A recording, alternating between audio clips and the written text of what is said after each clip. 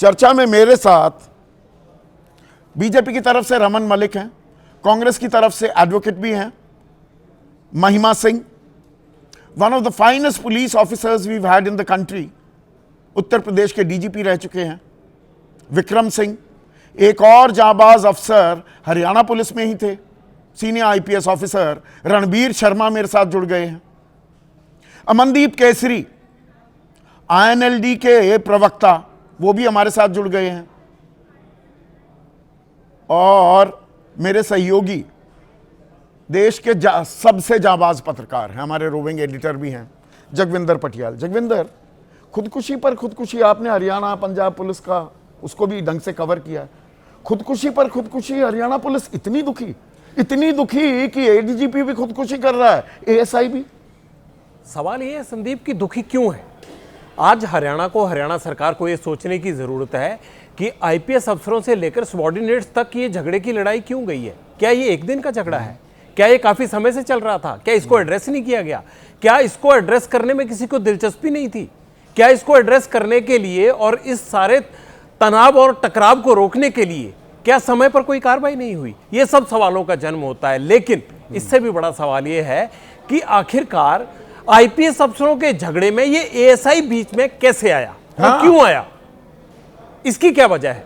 8 IPS के नाम लिए गए हैं, यही बड़ा सवाल है। और ये प्रमाण पत्र दे रहा है और उसके बाद गोली मार रहा है कि नरेंद्र बिजरानिया और शत्रुजीत कपूर से ज्यादा ईमानदार अफसर हो ही नहीं सकते कोई। मैं ये कहता हूं कि अगर ईमानदार अफसर हैं तो फिर उनके पक्ष में सुसाइड क्यों खड़े होके बयान देना, कोर्ट में जाके कहे ना, हम जब जरूरत पड़े तो साक्ष्य रखे ना इस बात के। अब मैं नाम नहीं लूंगा, अभी देखिए एक मैसेज आया, एक सीनियर आईपीएस ऑफिसर हरियाणा में ही सर्व कर रहे थे, वो कह रहे हैं SIT Chandigarh visited Rohtak to find details of case which was filed against Puran Kumar के खिलाफ तफ्तीश चल रही थी। Checked papers of the case found gaps,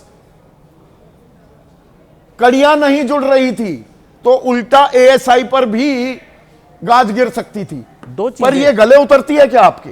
2 चीजें थी उसमें। हाँ। एक तो सुशील कुमार से ये पूछा जा रहा था कि आखिरी वक्त हुआ क्या था, तुम कैसे पकड़े गए, तुम क्या काम करते थे और तुम्हें कैसे गिरफ्तार किया गया, क्या कुछ इंटेरोगेशन में हुई। चंडीगढ़ की जो पुलिस की एसआईटी बनी हुई है वो इसकी जांच को आगे बढ़ा रही थी और उनका पहला पड़ाव, क्योंकि पोस्टमार्टम वहां हो नहीं रहा था, तो उनकी जांच का पहला पड़ाव रोहतक ही था। दूसरी बात, उन लोगों से पूछताछ होनी थी जिन्होंने सुशील कुमार को, जो कि गनमैन थे वाई पूर्ण कुमार के, उनको गिरफ्तार किया था।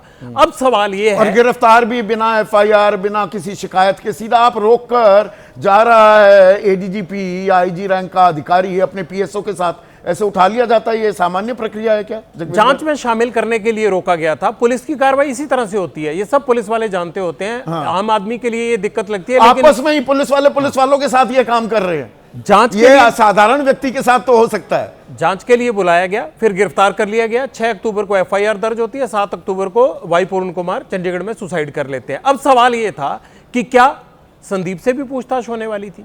पहला सवाल यह है, क्या उस पूछताछ में कोई ऐसी चीजें सामने आ सकती थी जो पुलिस रिकॉर्ड का हिस्सा ना हो और चंडीगढ़ पुलिस की एसआईटी, जो कि एक तरह से चंडीगढ़ पुलिस दबाव में भी काम कर रही थी, पोस्टमार्टम हो नहीं रहा था, राजनीति अपने चरम पर पहुंच चुकी थी, तो ऐसे में क्या संदीप कुमार का सुसाइड करना यह गले नहीं उतरता है? इन तथ्यों की पड़ताल होना बहुत जरूरी है, क्योंकि पहलू 2 खुदकुशियों से जुड़ा हुआ है और दोनों ही हरियाणा पुलिस की होती हैं और दोनों में ही सच सामने आना बहुत जरूरी है। ऐसे में मुझे तो यह लगता है कि अब यह चंडीगढ़ पुलिस हरियाणा पुलिस का दखल खत्म करके टॉप की केंद्रीय एजेंसी को जांच सीधा सीबीआई को मामला देना चाहिए, टॉप की केंद्रीय एजेंसी को। अब इसमें एक और चीज बताइए भाई, कोई साधारण पुलिस अफसर तो थे नहीं, आईपीएस अधिकारी थे, वरिष्ठ थे, वो इतने गंभीर आरोप लगाए हैं, उसमें 5 दिन लग जाए। 11 अक्टूबर को एसपी रोहतक नरेंद्र बिजरानिया को छुट्टी पर भेजा जाता है और 13 को शत्रुजीत कपूर को छुट्टी पर भेजा जाता है, सस्पेंड भी नहीं किया जाता। और हमने यहां भी बयान सुनवाया है कि मुख्यमंत्री सस्पेंड करना चाह रहे थे, पर यहां पर रोका गया कि नहीं अभी रुके रहिए। इस खेल को थोड़ा समझाइए। देखिए, पहली बात तो यह है कि जिस तरह से आठवले साहब के नेता ये कह रहे थे कि सीएम ने कहा कि मैं तो चपरासी भी सस्पेंड नहीं कर सकता या मैं किसी को सस्पेंड नहीं कर सकता, मुझे लगता कोई भी चीफ मिनिस्टर, संदीप आपने भी इतनी राजनीति कवर की है, कोई भी चीफ मिनिस्टर इस तरह की हल्की बात पब्लिकली नहीं करेगा। वो क्यों अपनी भद पिटवाएगा? दूसरी बात, अगर उन्होंने ये बात नहीं कही थी तो हरियाणा गवर्नमेंट को या हरियाणा सरकार को आकर बोलना चाहिए। नहीं, वो कि ये मुख्य गुमराह सचिव करने को की कह रहे कोशिश हैं की कि जा रही है। सस्पेंड कीजिए और राजेश खुल्लर कहते हैं नहीं हो पाएगा। मुझे लगता है कि डीजीपी को पब्लिकली ऐसे सस्पेंड करने के लिए जहां कोई डेलीगेशन बैठा हो, चीफ मिनिस्टर बात नहीं करता है। मैं भी जो जितनी बात समझता हूं, अगर ये कहा हो कि क्या सस्पेंड हो सकता है तो डीजीपी को हटाने की, पर लगाने की सस्पेंड तो किया नहीं गया, तमाम- ये सच्चाई है। हाँ, तमाम इसका प्रक्रिया- मतलब कहीं रेजिस्टेंस है। मुझे ये लगता है कि देखिए, जब इस तरह की घटना होती है तो डीजीपी कोई एक कांस्टेबल सस्पेंड करने वाली बात तो होती नहीं है। डीजीपी को लगाने का प्रोसेस है, हटाने का भी प्रोसेस है। हाँ, ये हो सकता है अगर कोई डीजीपी के ओहदे पर बैठा है तो ऐसा नहीं है कि वो उसमें भी बिना 7 दिन लग गए, राजनीतिक 7 शक्ति के तारीख होगा। से 13 तारीख 7 दिन लग जाते हैं। नहीं, बिना राजनीतिक शक्ति के तो डीजी कोई बैठ ही नहीं सकता ना, उसके साथ पॉलिटिकल सपोर्ट तो होती है। लेकिन अगर उसको हटाना है तो उसके लिए भी एक क्राइटेरिया है, उसी के अकॉर्डिंगली हटाना पड़ेगा ना। ऐसे नहीं कर सकते कि हम मोहल्ले में खड़े हैं या कोई बात हो रही है और कहें जी हटा दो। अगर वो चले जाते तो उसके बाद जो प्रोसीजर है उसे देखकर हटा दिया जाता। इतने दिन नहीं लगने चाहिए थे, इतने दिन नहीं लगने चाहिए ना।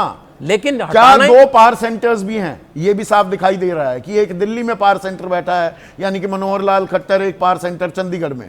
देखिए, पावर सेंटर हर सरकार में बनते हैं और बैठे होते हैं। जो मौजूदा चीफ मिनिस्टर हैं, ये तो उन पर निर्भर करता है कि उनको कौन सा ये पावर उनके सेंटर साथ चलने देना बिठा है दिए नहीं। गए। ये पहले चीफ प्रिंसिपल सेक्रेटरी बनाए मनोहर लाल खट्टर ने, ये 31 अगस्त 2023 को तो रिटायर हो गए थे। उसके बाद अपना चीफ प्रिंसिपल सेक्रेटरी बनाया और नायब सिंह सैनी का भी। देखिए, लेकिन नायब सिंह सैनी को विरोध करना चाहिए था, उनको अपना आदमी बना लेना चाहिए था। कैप्टन अमरिंदर सिंह ने भी इसी तरह से किया था। सुरेश कुमार को उन्होंने चीफ प्रिंसिपल सेक्रेटरी बनाया था और वहीं से ये प्रथा हरियाणा में आ गई। लेकिन मेरा सवाल ये है कहने का कि सीनियर अधिकारी, अगर कोई काबिल अधिकारी अपने ओहदे पर बैठा है, क्यों, कैसे लगाया, किसने तो लगाया, किस लिए लगाया, लेकिन सवाल वो थे जस्टिस कि करता क्या है नहीं। एक दलित अधिकारी को प्रताड़ित किया गया, दलित होने के चलते उसका दमन किया गया, सरकार सवालों के घेरे में, और घूम कर बात कहां आ गई, जाट बनाम दलित हो गया। ये जस्टिस होना चाहिए और फैक्ट्स पे जान जानी चाहिए। हो सुसाइड गया चाहे ना, जाट एएसआई बनाम का हो, दलित। चाहे आपने IPS का। 2016 में भी ये होते देखा। मैंने गलत जानकारी तो नहीं दी जगविंदर? बिल्कुल जहां जाट आरक्षण आंदोलन उसका शांतिपूर्ण हल होता दिख रहा था, वो जाट बनाम दलित में हो गया। जो सवाल पूछे जाने थे या जो फैसला करना था हरियाणा सरकार को, वो साफ निकल गई। मुझे ये लगता है कि अगर कोई राजनीति अपने पुलिस मुलाजमों को मरवाकर करना चाहता है तो ऐसी लानत है ऐसी राजनीति पर, मैं तो यही कहूंगा। मेरे साथ आदेश रावल भी जुड़े हुए हैं, पॉलिटिक्स के कंसल्टिंग एडिटर भी हैं।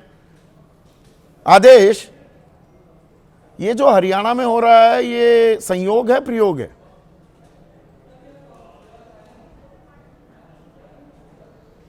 नहीं, देखिए, संयोग तो बिल्कुल नहीं लगता। और आपको पता है, आप 2016 की बात कर रहे हो, वो भी बिल्कुल संयोग नहीं था। और साफ साफ दिखता है कि जब भी जिस डॉक्ट्रिन की आप बात कर रहे हो, खुल्लर डॉक्ट्रिन की, तब कोई संकट सरकार पे आता है तो डॉक्ट्रिन काम आती है। और अगर 2016 की वो हिंसा ना भड़की होती तो हरियाणा की जो राजनीति है वो जाट गैर जाट में पोलराइज ही नहीं होती और 2019 में एक बार फिर से सरकार बीजेपी की बनने में मुश्किल आती।